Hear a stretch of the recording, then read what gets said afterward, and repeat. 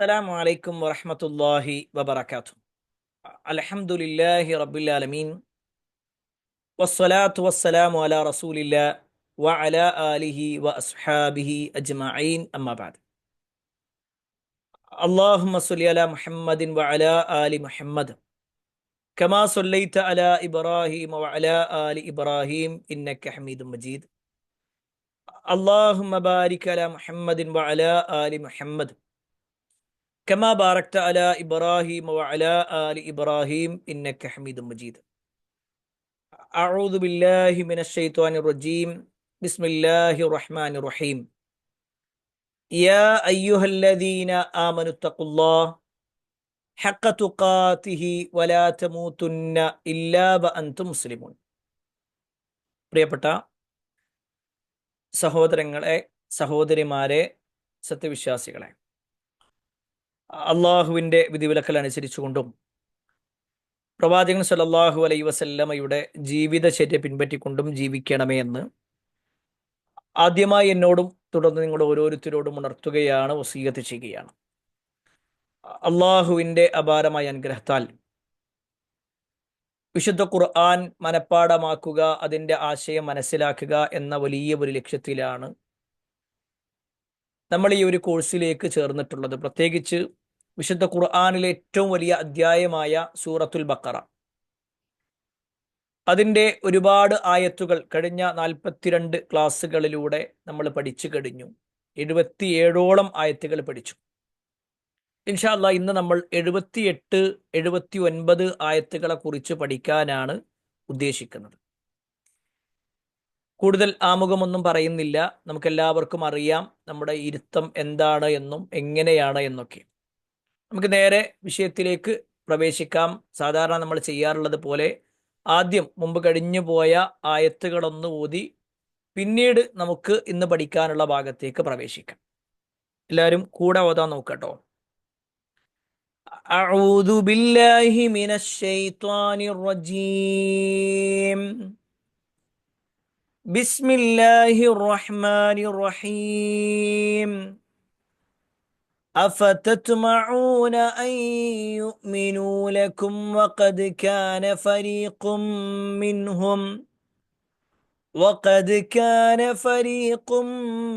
منهم يسمعون كلام الله ثم يحرفونه من بعد ما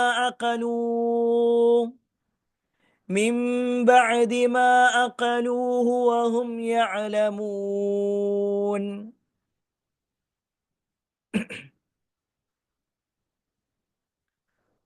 وإذا لقوا الذين آمنوا قالوا آمنا وإذا خلا بعضهم إلى بعض قالوا أتحدثونهم بما فتح الله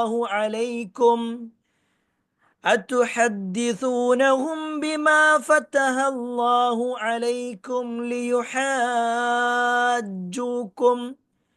ليحاجوكم به عند ربكم أفلا تعقلون. أفلا يعلمون أن الله يعلم ما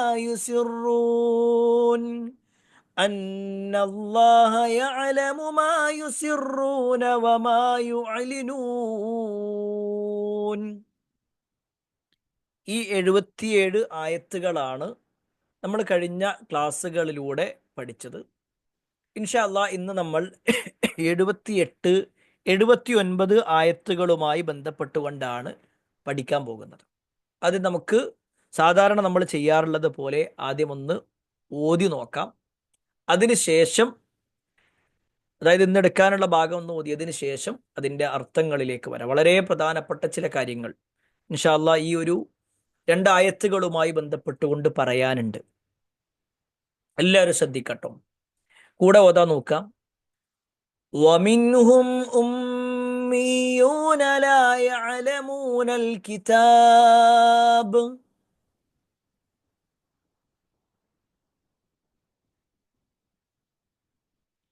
ومنهم أميون لا يعلمون الكتاب إلا أماني وإن هم إلا يظنون.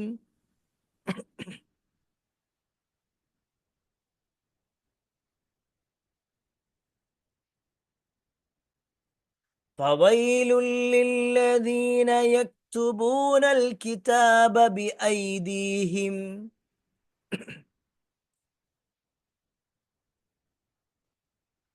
فويل للذين يكتبون الكتاب بأيديهم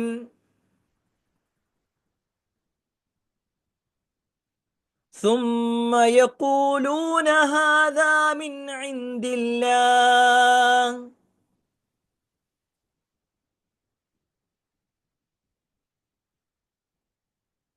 ثم يقولون هذا من عند الله ليشتروا به ثمنا قليلا.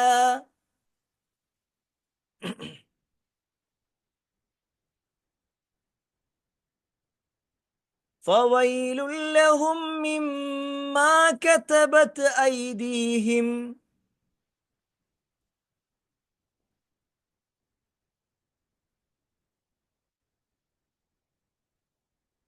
وويل لهم مما يكسبون.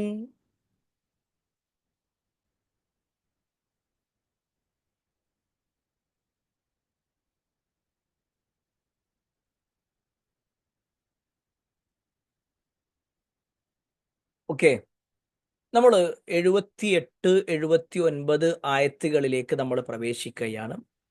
അതിലാദ്യം നമ്മൾ പറയാൻ പോകുന്നത് 78-ാമത്തെ ആയത്തുമായി ബന്ധപ്പെട്ടുകൊണ്ടാണ്. 78-ാമത്തെ ആയത്ത്, വമിൻഹും ഉമ്മീയൂന ലാ യഅലമൂനൽ കിതാബ്. എല്ലാവരും കൂടെ ഓതാൻ നോക്കുക. വമിൻഹും, ഹാ ആണ്, കെട്ടുള്ള ഹാ ആണ്. അപ്പോൾ വമിൻഹും എന്ന് പറഞ്ഞിട്ട് കാര്യമില്ല, വമിൻഹും ഹ. പിന്നെ ഉമ്മിയൂന, ഉമിയൂന എന്നല്ല. ചില ആളുകളുണ്ട് പിന്നെ ഉമിയൂന എന്ന് പ്രയോഗിക്കുന്ന, ആ മാക്ക് ശബ്ദ് കൊടുക്കാതെ ഉച്ചരിക്കുന്ന ആളുകൾ. വേറെ ആളുകളാകട്ടെ മാക്ക് ശബ്ദ് കൊടുക്കും, പക്ഷേ യാഇന് ശബ്ദ് ഉണ്ടാവില്ല. ഉമ്മിയൂന, ഉമ്മിയൂന എന്ന് പറയുന്ന ആൾക്കാരുണ്ട്, അതും തെറ്റാണ്. ഉമ്മിയൂന, ഉമ്മിയൂന. കൂടെ ഓതി ആ ഭാഗം അങ്ങനെ തന്നെ ഓതണേ. വമിൻഹും ഉമ്മിയൂന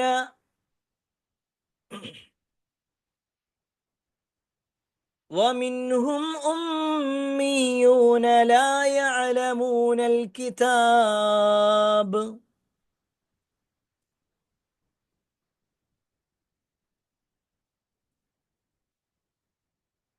അവിടെ കിതാബ്, കിതാബ് അങ്ങനത്തെ കിതാബ് എന്ന് പറഞ്ഞാൽ പറയാ കിതാബ്.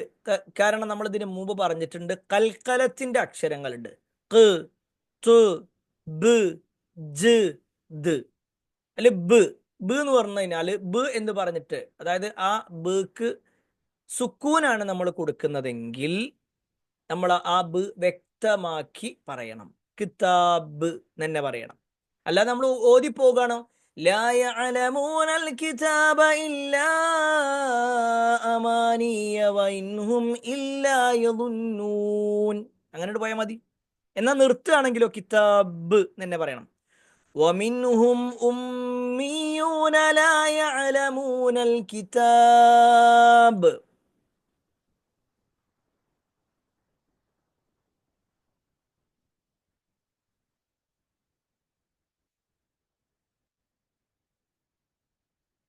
إلا أماني وإنهم إلا يظنون.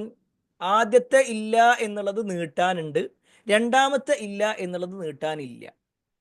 അമാനിയ, ആ പ്രയോഗം കൂടി അങ്ങനെ കേട്ടോ, അമാനിയ. ഇല്ലാ അമാനിയ വഇൻഹും ഇല്ലാ യദുന്നൂൻ. ഇവിടെ ഇല്ല എന്നുള്ളത് നീട്ടണം, പിന്നെ അമാനിയ വഇൻഹും ഇല്ലാ യദുന്നൂൻ. യദുന്നു ള ള ള ത്വാ ള ള യദുന്നൂൻ. ഒന്നുകൂടി അതാ, ومنهم أميون لا يعلمون الكتاب إلا أماني وإن هم إلا يظنون.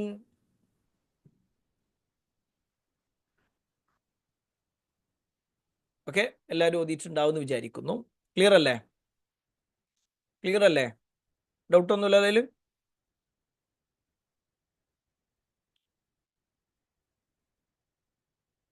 ഓക്കെ, നമ്മളിനി ഇതിന്റെ അർത്ഥത്തിലേക്ക് വരികയാണ്. നമ്മളിപ്പോൾ പറഞ്ഞുകൊണ്ടിരിക്കുന്നത്, കുറേ ആയത്തുകളിൽ വിശദീകരിച്ചു കൊണ്ടിരിക്കുന്നത് ബനു ഇസ്രായേലരുമായി ബന്ധപ്പെട്ടുകൊണ്ടുള്ള അല്ലെങ്കിൽ ജൂതന്മാരുമായി ബന്ധപ്പെട്ടുകൊണ്ടുള്ള ചില കാര്യങ്ങളാണ്. അപ്പൊ അതിൽ യഹൂദന്മാരായ ആളുകളുടെ ചില കാര്യങ്ങളാണ് അള്ളാഹു സുബ്ഹാനഹു തആല വീണ്ടും വീണ്ടും ഓർമ്മപ്പെടുത്തുന്നത്. ആദ്യം മൂസാ നബി അലൈഹി ഇസ്ലാമുമായി ബന്ധപ്പെട്ടുകൊണ്ട് കുറേ കാര്യങ്ങൾ പറഞ്ഞു. അവരുടെ ഈജിപ്തിലെ ജീവിതത്തെക്കുറിച്ച് പറഞ്ഞു. പിന്നെ ഈജിപ്തിൽ നിന്ന് അവർ ഫലസ്തീനിലേക്ക് പോകുന്നതുമായി ബന്ധപ്പെട്ടുകൊണ്ട് ആ യാത്രയിലെ കുറേ സംഭവങ്ങൾ പറഞ്ഞു. ആ യാത്രയിലുണ്ടായ തൗറാത്ത് സ്വീകരിക്കാൻ വേണ്ടി പറഞ്ഞതും, അതേപോലെ തന്നെ അവർ അള്ളാഹനെ കാണണമെന്ന് പറഞ്ഞതും, അതുപോലെ തന്നെ അവർക്ക് വെള്ളം ആവശ്യപ്പെട്ടു വന്നതും, അതുപോലെ തന്നെ അവരുടെ കൂട്ടത്തിലെ ഒരാൾ മരണപ്പെട്ടപ്പോൾ ആരാണ് അയാളെ കൊന്നത് എന്നറിയാൻ വേണ്ടിയിട്ടുള്ള പരിഹാരത്തിന് വേണ്ടി അവർ വന്നതും, ഇങ്ങനെ അവർ മൂസാ നബി അലൈഹി ഇസ്ലാമിൻ്റെ അടുക്കിലേക്ക് വന്ന കുറേ കാര്യങ്ങളൊക്കെ വിശദീകരിച്ചു. എന്നിട്ട് പിന്നെ ജൂതന്മാരുമായി, അഥവാ റസൂലുള്ളാഹി സ്വല്ലല്ലാഹു അലൈഹി വസല്ലമയുടെ കാലത്തുള്ള, അഥവാ ഈ ബനു ഇസ്രായേലരായ ആളുകളുടെ നേതാക്കന്മാരാണെന്ന് അവകാശപ്പെടുന്ന, അല്ലെങ്കിൽ ബനു ഇസ്രായേലരായ ആളുകൾ ഞങ്ങളുടെ നേതാക്കന്മാരാണെന്ന് അവകാശപ്പെടുന്ന ജൂതന്മാരുമായി ബന്ധപ്പെട്ടുകൊണ്ടാണ് ചില കാര്യങ്ങൾ പറഞ്ഞത്. അപ്പൊ അതിൽ തൊട്ട് മുമ്പുള്ള ആയത്തുകളിൽ വിശദീകരിച്ചു അവരുടെ കൂട്ടത്തിലെ ചില ആളുകൾ പറഞ്ഞ വാചകങ്ങളുമായി ബന്ധപ്പെട്ടുകൊണ്ട്. പ്രത്യേകിച്ച് ജൂതന്മാരായ ആളുകൾ വിശ്വാസികളെ കണ്ടുമുട്ടുമ്പോൾ അവർ പറയും ഖാലൂ ആമന്ന, ഞങ്ങൾ നിങ്ങളിൽ വിശ്വസിച്ചിട്ടുണ്ട് എന്ന് പറയും. എന്നാൽ വഇദാ ഖലാ ബഅദുഹും ഇലാ ബഅദ്, അവർ അവരുടെ ആളുകളിലേക്ക് ചുരുങ്ങിയാലോ, അവർ അവരുടെ ആളുകളിലെ കാണുന്ന സമയത്ത് പറയും അല്ല, ഞങ്ങൾ എന്ത് ചെയ്യാണ്, ഞങ്ങൾ നിങ്ങളുടെ കൂടെ തന്നെ കേട്ടോ, ഞങ്ങൾ ഓരെ പറ്റിക്കായിരുന്നു എന്നൊക്കെ പറഞ്ഞുകൊണ്ട് കൂടെ നിൽക്കുമ്പോൾ ആ മറ്റുള്ള ആളുകൾ പറയും നിങ്ങൾ ഇങ്ങനെയൊക്കെ നടത്തിക്കഴിഞ്ഞാൽ നാളെ പരലോകത്ത് നിങ്ങൾ എന്താ പറയുക എന്ന് പറയുന്ന ശൈലിയും എന്താണ് അവിടെ ഉദ്ദേശിച്ചത് എന്നൊക്കെ നമ്മൾ പറഞ്ഞു. എന്നിട്ട് അല്ലാഹു സുബ്ഹാനഹു തആല അടുത്ത ആയത്തിൽ പറഞ്ഞത് അവല യഅലമൂന അന്നല്ലാഹ യഅലമു മാ യുസിറൂന വമാ യുഅ്ലിനൂൻ, അവർ മനസ്സിലാക്കുന്നില്ലേ അല്ലാഹു സുബ്ഹാനഹു തആല രഹസ്യവും പരസ്യവും ഒക്കെ അറിയുന്നവരാണെന്ന് അവർ മനസ്സിലാക്കുന്നില്ലേ? അഥവാ ജൂതന്മാരുമായി ബന്ധപ്പെട്ടുകൊണ്ടുള്ള കാര്യങ്ങളൊക്കെ, അവരുടെ പ്രവർത്തനങ്ങളും അവരുടെ ഇടപെടലും അവരുടെ സംസാരങ്ങളൊക്കെ, അവർക്കിടയിൽ നടന്ന കാര്യങ്ങളൊക്കെ അള്ളാഹ് എങ്ങനെ എന്ത് ചെയ്യാണ്, പരസ്യമാക്കിക്കൊണ്ടിരിക്കുക. നേരെ ശ്രദ്ധിക്കണം കേട്ടോ. അവർക്കിടയിൽ രഹസ്യമായി നടത്തിയ കാര്യങ്ങളൊക്കെ അള്ളാഹ് പരസ്യമാക്കണം. എന്നിട്ട് അള്ളാഹ് പറയാണ് അവർ രഹസ്യമാക്കുന്നതും പരസ്യമാക്കുന്നതൊക്കെ അള്ളാഹു അറിയുമെന്ന് അവർ വിശ്വസിക്കുന്നില്ലേ? അവർക്കറിയൂലേ? അവർക്കറിയാം. അള്ളാഹു നമ്മൾ എന്തൊക്കെ രഹസ്യമാക്കുന്നുണ്ടോ പരസ്യമാക്കുന്നുണ്ടോ അതൊക്കെ അള്ളാഹ്ക്ക് അറിയുന്നവനാണ് എന്നവർക്ക് ബോധ്യമുണ്ട്. എന്നാൽ അവരിലെ ചില വിഭാഗം ആളുകളെ കുറിച്ച് കൂടി അള്ളാഹ് പറയുകയാണെങ്കിൽ വമിൻഹും ഉമ്മിയൂൻ, വമിൻഹും അവരിലുണ്ട്, അഥവാ ആ ബനു ഇസ്രായേലരായ ആളുകളിലുണ്ട്. ഇപ്പൊ ഇനി പറയുന്നത് നേരെ ആ ഇസ്രായേലുകളുമായി ബന്ധപ്പെട്ടുകൊണ്ട് പറയണം. ഉമ്മിയൂന, അവരിൽ അക്ഷരജ്ഞാനമില്ലാത്ത ചില ആളുകളുണ്ട്. ഉമ്മിയ് എന്ന് പറഞ്ഞാൽ അക്ഷരജ്ഞാനമില്ലാത്ത ആളുകൾ. എന്താണെന്നുള്ളത് നമുക്കൊന്ന് വിശദീകരിക്കാം. ലാ യഅലമൂനൽ കിതാബ്, അവർക്കാകട്ടെ കിതാബിനെ കുറിച്ച്, അഥവാ അവർക്ക് എന്താണ് വേദഗ്രന്ഥം നൽകപ്പെട്ടത് ആ വേദഗ്രന്ഥത്തെക്കുറിച്ച് അവർക്കൊന്നും അറിയൂല. ഇല്ല അമാനിയ, അവർക്കുള്ള ചില വ്യാമോഹങ്ങളല്ലാതെ മറ്റൊന്നുമില്ല. ഇതൊക്കെ ഞങ്ങളതാണ് എന്ന് പറഞ്ഞുകൊണ്ട് അവരിങ്ങനെ ഇരിക്കും എന്നല്ലാതെ ഒരു അതിനെക്കുറിച്ച് ഒരു ധാരണയില്ല. വഇൻഹും ഇല്ലാ യദുന്നൂൻ, അവരാകട്ടെ അവർ ഊഹത്തെ അവലംബമാക്കുക മാത്രമാണ് ചെയ്യുന്നത്. ഇല്ലാ യദുന്നൂൻ, ലൊന്ന് എന്ന് പറഞ്ഞ ഊഹന്ന, ഊഹത്തെ പിന്തുടരുകയല്ലാതെ മറ്റൊന്നും അവർ ചെയ്യുന്നില്ല. നേരെ ശ്രദ്ധിക്കുക. ബനു ഇസ്രായേലരായ ആളുകളുമായി ബന്ധപ്പെട്ടുകൊണ്ട് പറയാണ് അവരിൽ ചില ആളുകളുണ്ട്. ഇപ്പൊ മൂസാ നബി അലൈഹി ഇസ്ലാമിന്റെ കൂട്ടത്തിലുള്ള ആളുകളിൽ കുറെ ആളുകളുണ്ടല്ലോ. ഇപ്പൊ ജൂതന്മാരാവട്ടെ, അല്ലെങ്കിൽ ഇത് കേവലം അവരുമായി ബന്ധപ്പെട്ടുകൊണ്ട് മാത്രമല്ല കേട്ടോ. ഇൻഷാ അല്ലാഹ് അതിന്റെ വിശദീകരണം പറയുമ്പോൾ ഒരു പക്ഷേ മുസ്ലിം ഉമ്മത്തിലും ഈ പറയപ്പെട്ട ആളുകളുണ്ട്. നേരെ ശ്രദ്ധിച്ചോ. വമിൻഹും ഉമ്മിയൂൻ, അവരിൽ ചില ഉമ്മിയീങ്ങളുണ്ട്. എന്താണ് ഉമ്മി എന്ന് പറയാം? ആ ഉമ്മി അഥവാ അക്ഷരജ്ഞാനമില്ലാത്ത, വായിക്കാൻ അറിയാത്ത, വായിക്കാൻ അറിഞ്ഞാലും ചിലപ്പോൾ അത് മനസ്സിലാകാത്ത ആളുകൾ, അങ്ങനെയുള്ള ചില ആളുകളുണ്ട്. ലാ യഅലമൂനൽ കിതാബ്, അവർക്ക് എന്തറിയൂല? ആ വേദഗ്രന്ഥത്തെ കുറിച്ച് ഒന്നും അറിയൂല. ഇല്ലാ അമാനിയ, ഇല്ലാ അമാനിയ, വ്യാമോഹങ്ങളല്ലാതെ മറ്റൊന്നും ഒരിക്കില്ല. വ്യാമോഹങ്ങളുണ്ട്, അഥവാ ഇത് ഞങ്ങളതാണെന്ന് പ്രയോഗിക്കുന്ന, അല്ലെങ്കിൽ ഞങ്ങളൊക്കെ തന്നെയാണ് സ്വർഗത്ത് കടക്കുക എന്ന് പറയുന്ന, ഞങ്ങളൊക്കെ ഇതിന്റെ ആൾക്കാരാണെന്ന് പറയുന്ന ആ വ്യാമോഹങ്ങളുണ്ട്. ഇൻഹും ഇല്ലാ യദുന്നൂൻ, അവർ ഊഹത്തെ മാത്രമാണ് പിന്തുടരുന്നത്. ഊഹത്തിന്റെ ആൾക്കാരാണ് അവർ. ഊഹല്ലാതെ മറ്റൊന്നും ഒരിക്കില്ല. ഇവിടെ ഈ വാചകത്തിൽ നമ്മൾ ആദ്യം ഇതിന്റെ ചെറിയ പദപ്രയോഗങ്ങളൊന്ന് പറയാം, എന്നിട്ട് ചില കാര്യങ്ങൾ നമ്മളൊന്ന് മനസ്സിലാക്കാനുണ്ട്. വളരെ ഗൗരവപ്പെട്ട് മനസ്സിലാക്കേണ്ട ചില കാര്യങ്ങൾ. ഇവിടെ ഉമ്മിയ് എന്ന പ്രയോഗം, ഉമ്മിയ് വമിൻഹും ഉമ്മിയൂന എന്ന് പറഞ്ഞല്ലോ. ഉമ്മിയ് എന്ന് പറഞ്ഞു കഴിഞ്ഞാൽ അതിന് പൊതുവെ നമ്മൾ അർത്ഥം പറയാറുള്ളത് അക്ഷരജ്ഞാനമില്ലാത്തവർ എന്നാണ്. അക്ഷരജ്ഞാനമില്ലാത്തവർ അഥവാ ഒരു അക്ഷരത്തെക്കുറിച്ചോ അല്ലെങ്കിൽ ഭാഷയെക്കുറിച്ചോ എഴുത്തും വായനയോ ഒന്നും അറിയാത്ത ആളുകൾക്കാണ് പൊതുവെ ഉമ്മി എന്ന് പറയാം. എന്നാൽ ഈ ഒരു വാചകത്തിൽ പറയുന്ന ഉമ്മി എന്ന് പറഞ്ഞാൽ രണ്ട് രൂപത്തിലും പറയാന്നാണ്. രണ്ട് രൂപത്തിലും പറയാം. ഒന്നുകിൽ ഓർക്ക് വായിക്കാൻ അറിയില്ല, വായിക്കാൻ തന്നെ അറിയൂല. വായിക്കാൻ അറിയൂല എന്ത്? പത്രം വായിക്കുന്ന കാര്യമല്ല ഈ പറയണേ. പത്രം വായിക്കുന്ന ഉമ്മിയെ എന്ന് ഇവിടെ പ്രയോഗിച്ചത് അതിന്റെ തൊട്ടുള്ള വാചകത്തിൽ എന്താ പറയുന്നത്? ലാ യഅലമൂനൽ കിതാബ് എന്നാണ്. ഞാൻ പറയണത് നിങ്ങൾ നേരെ ശ്രദ്ധിക്കണം. വളരെ പ്രധാനപ്പെട്ട കാര്യമാണ് പറയണത്. ഒരു പക്ഷേ ഈ വാചകങ്ങളൊക്കെ നമ്മുടെ ഇന്നത്തെ മുസ്ലിം ഉമ്മത്തിലേക്ക് ഇങ്ങനെ സ്യൂട്ടാക്കി പറയാൻ പറ്റും നമുക്ക്. വമിൻഹും ഉമ്മിയൂന, അവരിൽ അഥവാ ബനൂ ഇസ്രായേലരായ ആളുകളിൽ ചില ആളുകളുണ്ട്. ലാ യഅലമൂനൽ കിതാബ്, അവർക്ക് കിതാബിനെ കുറിച്ച്, അവർക്ക് നൽകപ്പെട്ട തൗറാത്തിനെ കുറിച്ച്, അവർക്ക് നൽകപ്പെട്ട വേദഗ്രന്ഥത്തെ കുറിച്ച് ഒരറിവും അവർക്കില്ല. ഒരറിവില്ല എന്ന് പറഞ്ഞാൽ ഒന്നുകിൽ അവർക്ക് വായിക്കാൻ തന്നെ അറിയൂല, അല്ലെങ്കിലോ വായിക്കാനൊക്കെ അറിയാം, പക്ഷെ വായിച്ചിട്ട് ഇപ്പൊ എന്താ ഇതിലുള്ളത് അങ്ങനെ അറിയൂല. സുബ്ഹാനല്ലാഹ്, അതാ പറഞ്ഞത്. വായിക്കാൻ തന്നെ അറിയാത്ത ആളുകള്, അല്ലെങ്കിൽ വായിക്കാൻ അറിയും പക്ഷെ വായിച്ച മനസ്സിലാവൂല അതിപ്പോ എന്താ ഉള്ളത്, വായിച്ചിങ്ങനെ പോണ്ടാകും. അവിടെയാണ് പിന്നെ ഈ ആയത്തൊക്കെ വിശദീകരിച്ചുകൊണ്ട് പണ്ഡിതന്മാർ വിശദീകരിക്കുന്നുണ്ട്. ഈ ആയത്തോതിക്കൊണ്ട് പണ്ഡിതന്മാർ പറയണ എന്താണെന്നറിയോ? നമ്മൾ നല്ല ശ്രദ്ധിച്ചോളിട്ടോ. പണ്ഡിതന്മാർ പറഞ്ഞ വാചകം, അയാളൊരു പുസ്തകം വായിക്കുകയാണ്. ചിലപ്പോൾ മാത്സുമായി ബന്ധപ്പെട്ടുകൊണ്ടായിരിക്കാം, അല്ലെങ്കിൽ വേറെന്തെങ്കിലും ചരിത്രപരമായ പുസ്തകമായിരിക്കാം, അല്ലെങ്കിൽ അയാൾ നിയമവുമായി ബന്ധപ്പെട്ട തരും. ഇയാൾ ഇങ്ങനെ വായിച്ചു പോകുന്നുണ്ട്. ഇങ്ങനെ വായിച്ചിങ്ങനെ പോകണം. ഇപ്പൊ ഇംഗ്ലീഷ് ആയിരിക്കാം, ഇംഗ്ലീഷ് ഇങ്ങനെ വായിച്ചു കൊണ്ട്. പക്ഷെ ആൾക്ക് എന്ത് ചെയ്യണില്ല? എന്താ ഈ വായിക്കണതെന്ന് അറിയൂല. എന്തപ്പോ വായിച്ചപ്പോ എന്തപ്പോ നിങ്ങൾ വായിച്ചോന്ന് പറഞ്ഞാണ്, എന്തപ്പോ ഒന്ന് നിങ്ങൾ വായിച്ചോന്ന് പറയും എന്ന് പറഞ്ഞു കഴിഞ്ഞാൽ അതൊന്നും എനിക്കറിയില്ല, അങ്ങനെ വായിച്ചു പോവുകയാണ്. അതിനാണ് ഉമ്മീയ എന്ന് പറയാം. വേറെ ചില ആളുകളോ അതിന്റെ ഏറ്റവും താഴെ എന്ന് പറഞ്ഞു കഴിഞ്ഞാൽ വായിക്കാൻ വരെ അറിയൂല, ഇതിങ്ങനെ ഒന്നും അറിയാതെ ഇങ്ങനെ ഇരിക്കുന്ന ആൾക്കാർ. പ്രിയപ്പെട്ടവരെ, ഇതിങ്ങനെ കേൾക്കുമ്പോൾ സത്യത്തിൽ നമ്മൾ സ്വയം പരിശോധിക്കേണ്ടത് ഇന്നത്തെ മുസ്ലിം ഉമ്മത്തിന്റെ അവസ്ഥ തന്നെയല്ലേ? ഇന്നത്തെ മുസ്ലിം ഉമ്മത്തിന്റെ അവസ്ഥ നമ്മൾ പരിശോധിച്ചാലും ഇതേ കാര്യം തന്നെയല്ലേ? മുസ്ലിം ഉമ്മത്തിനെ നമ്മളൊന്ന് നോക്കുക. കോടാനുകോടി മനുഷ്യന്മാരുണ്ട് മുസ്ലിങ്ങളും.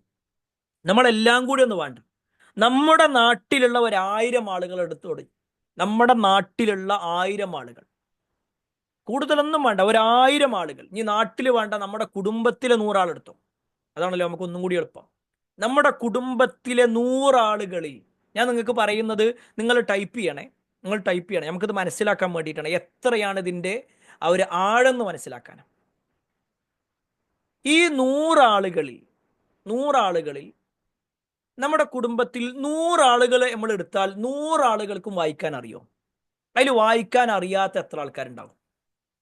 ഖുർആനിന്റെ കൊടുത്തു കഴിഞ്ഞാൽ ഞങ്ങളിതൊന്ന് ഓദിക്കാൻ എന്ന് പറഞ്ഞാൽ അത് വായിക്കാൻ അറിയാത്ത, ഖുർആനെ ഓതാൻ അറിയാത്ത, അതിൻ്റെ അറബി ഐനും ഗൈനും തിരിച്ചറിയാത്ത, ഫാഉം ഖാഫും തിരിച്ചറിയാത്ത, ഖാഫും കാഫും തിരിച്ചറിയാത്ത എത്ര ആളുകൾ ഉണ്ടാവും? നിങ്ങളൊന്ന് ടൈപ്പ് ചെയ്യും. ഇതിപ്പോൾ ആരും മോശമാക്കാനൊന്നും അല്ല കേട്ടോ, നമ്മളൊന്ന് സ്വയം പരിശോധിക്കാൻ വേണ്ടിയിട്ടാണ്. ഏകദേശം എത്ര ആളുണ്ടാവും? ഒരുപാടുണ്ട് എന്നുള്ളത് ഉറപ്പാണ്. ഒരു 100-ൽ എത്ര ആൾക്കാരുണ്ടാവും വായിക്കാൻ അറിയുന്ന ആളുകൾ? അറിയുന്ന ആളുകൾ എത്ര ഉണ്ടാവും? ഒരു 10 ആള് അല്ലേ? 10 ആള്. 100 ആളെ നമ്മൾ എടുത്താൽ 10 ആള്, ബാക്കി 90 ആളുകളും എന്ത് ചെയ്യൂല? വായിക്കാൻ അറിയാത്ത ആളുകൾ. ചില ആളുകൾ 50 ആളൊക്കെ ഉണ്ടെന്നുണ്ട്. ഓക്കെ, 50 ആളുണ്ടോ നിങ്ങളാണ് പരിശോധിക്കേണ്ടത് കേട്ടോ, നിങ്ങളെ കുടുംബമാണ്, നമുക്കറിയില്ല. ഇപ്പം ഞാൻ എൻ്റെ കുടുംബം നോക്കിക്കഴിഞ്ഞാൽ ചിലപ്പോൾ എൻ്റെ കുടുംബത്തിലെ 100 ആളുകളിൽ ഈ പറയപ്പെട്ട രൂപത്തിൽ ഒരു 25 ആളൊക്കെ ചിലപ്പോൾ വായിക്കാൻ അറിയുന്നവരുണ്ടാവുള്ളൂ. 25 ആൾ, അതന്നെ നമ്മളുമായിട്ട് അത്രയും ബന്ധമുള്ള ആളുകൾ. ബാക്കിയുള്ള ആളുകളൊക്കെ പേരിൽ നമ്മളെ ആളാണ് എന്നൊക്കെ പറയുന്നുണ്ടെങ്കിൽ പോലും ഒന്ന് ഖുർആൻ എടുത്തിട്ടൊന്ന് ഓതി എന്ന് പറഞ്ഞു കഴിഞ്ഞാൽ അറിയൂല. എന്നാരെ കുറ്റപ്പെടുത്താൻ വേണ്ടിയിട്ടല്ല കേട്ടോ പറയണത്. ചിലപ്പോഴൊക്കെ ഇത്തരത്തിലുള്ള കുടുംബക്കാരുടെ അടുത്തേക്ക് പോയിട്ട് നമ്മൾ ആവർത്തിച്ച് പറഞ്ഞു കൊടുത്തിട്ടുണ്ട്, നിങ്ങൾക്ക് പഠിപ്പിച്ചു തരാൻ നമ്മൾ റെഡിയാണ്, നിങ്ങൾ റെഡിയാണോ? നിങ്ങളൊരു സമയം തന്നാൽ മതി, നമ്മളെ സമയം ഒഴിവാക്കി നിങ്ങൾ എത്തുക വരാം. കാരണം നാളെ പരലോകത്ത് ഒരു നമുക്കെതിരെ തിരിയാൻ പാടില്ലല്ലോ. അങ്ങനെ പോയിട്ട് പോലും അറിയാത്ത ആളുകളുണ്ട്.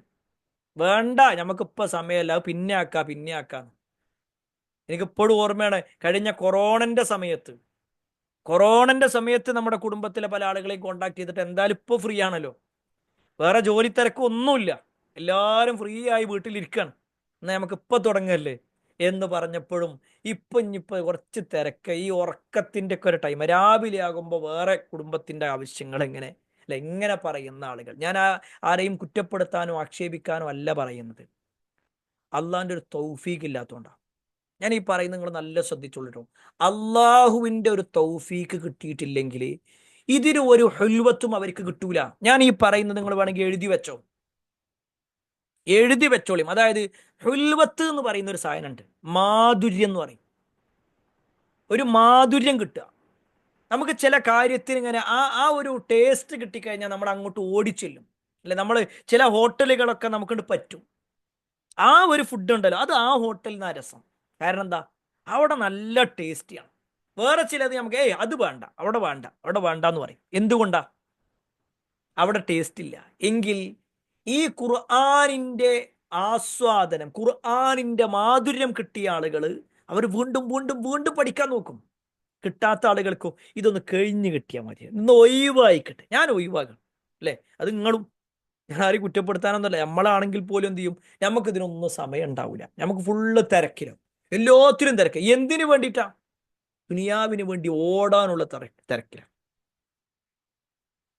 നമ്മളിപ്പോൾ ഈ പറഞ്ഞതിലേ, നമ്മളെ ഈ കുടുംബത്തിന്റെ കാര്യം പറഞ്ഞല്ലോ, വായിക്കാൻ അറിയാത്ത ആളുകളുടെ കണക്ക് നോക്കിക്കഴിഞ്ഞാൽ ഇപ്പോൾ ഭൂരിഭാഗം ആളുകളും പറഞ്ഞിട്ടുള്ളത് വായിക്കാൻ അറിയണൊരു 10 ആൾക്കാരും വായിക്കാൻ അറിയാത്തവർ 90 ആൾക്കാരാണ്. ഇനി നോക്കുക, ഈ വായിക്കാൻ അറിയുന്ന ആളുകളിൽ, ഖുർആൻ ഓതാൻ അറിയുന്ന ആളുകളിൽ എത്ര ആളുകൾക്ക് അർത്ഥം അറിയുന്നവരുണ്ടാകും? 100 ആളെ തന്നെ നിങ്ങൾ വെച്ചോ, 100 ആളിൽ എത്ര ആളുകൾക്ക് അർത്ഥം അറിഞ്ഞിട്ടുണ്ടാകും? അർത്ഥം അറിയുന്ന എത്ര ആൾക്കാരാണ്? നിങ്ങളൊന്ന് ടൈപ്പ് ചെയ്താണ്. ഒരായത്തുണ്ട് ഓതിക്കഴിഞ്ഞാൽ അത് കൃത്യമായിട്ട് അർത്ഥം അറിയാൻ കഴിയും എന്ന് നോക്കിക്കഴിഞ്ഞാൽ ഒരു പക്ഷേ ഈ പറയപ്പെട്ട രൂപത്തിൽ 2, 3, 4 ഒക്കെ തന്നെ ഉണ്ടാകുള്ളൂ അല്ലെ. വളരെ ചുരുക്കമായിരിക്കും, 2, 3 ഒക്കെ തന്നെ ഉള്ളൂ ഉണ്ടാകുക. ഇനി ഒന്നും കൂടി പറയാം, ഈ അർത്ഥം അറിഞ്ഞിട്ടും അത് പ്രവർത്തിക്കുന്ന എത്ര ആൾക്കാരുണ്ടാവും ശരിക്കും? എല്ലാം അറിഞ്ഞ് ആ ഖുർആൻ അനുസരിച്ചുകൊണ്ട് പ്രവർത്തിക്കുന്ന ആരെ നോക്കിക്കഴിഞ്ഞാൽ ഒരു പക്ഷെ ആരും ഉണ്ടാവില്ല. ഞാൻ ആരെയും കുറ്റപ്പെടുത്താനല്ല കേട്ടോ, ആരും കുറ്റപ്പെടുത്താനല്ല പറയണേ. നമ്മൾ സ്വയം ഒന്ന് പരിശോധിക്കുക. ഇവിടെ പറഞ്ഞ ഈ വാചകണ്ടല്ലോ, വമിൻഹും ഉമ്മീയൂന, അവരിൽ ചില ഉമ്മീയങ്ങളുണ്ട്. അത് ബനു ഇസ്രായേലരായ ആളുകളോട് മാത്രമല്ല അല്ല പറയണത്. ഈ ആയത്തിനെ വിശദീകരിച്ചിട്ട് തഫ്സീറുകളിൽ പറയുന്നത് അത് ബനു ഇസ്രായേലിന് മാത്രമുള്ളതല്ല. ഈ മുസ്ലിം ഉമ്മത്ത് അവര് പറയുന്നു, ഞങ്ങളും ഖുർആനിന്റെ ആളാണ്, ഞങ്ങളും ഖുർആനിന്റെ ആളുകളാണെന്ന് പറയുന്നവരല്ലേ.